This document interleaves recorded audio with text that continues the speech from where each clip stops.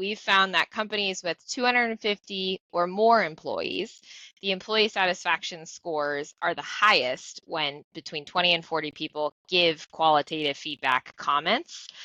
This is suggesting that consistent ongoing feedback through the year matters.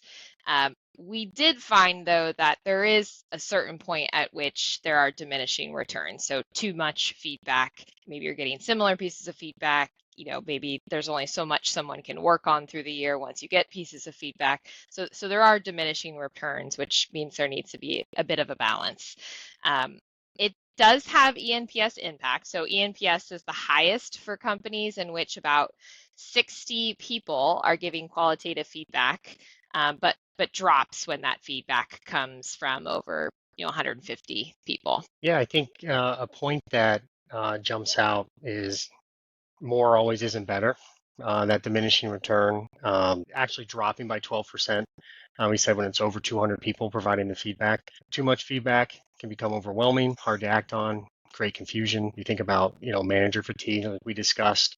Having to look at a well-targeted, actionable feedback in that sweet spot is going to be more quality feedback.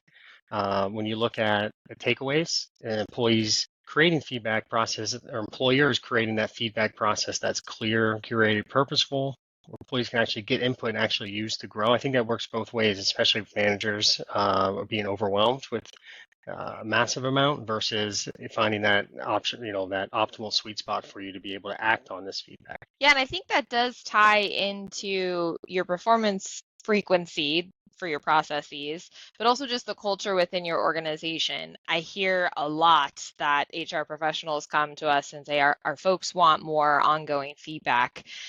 So there's many ways that we can accomplish that, for project-based reviews. I'm just guessing that's where maybe some of this high number comes from. People getting feedback at the end of projects or at the middle of projects, but also through the year, we have the functionality to, have ongoing feedback, whether that's certain questions you want answered. We also have our feedback feature that someone can give and request feedback candidly. We also have our new meetings module where maybe in your one-on-ones, I can be documenting those feedbacks for your staff or whoever you're interacting with. So, Performer is providing that opportunity in that centralized location to document those pieces of feedback, no matter what venue they're coming from. I think that's a great point on the project-based feedback.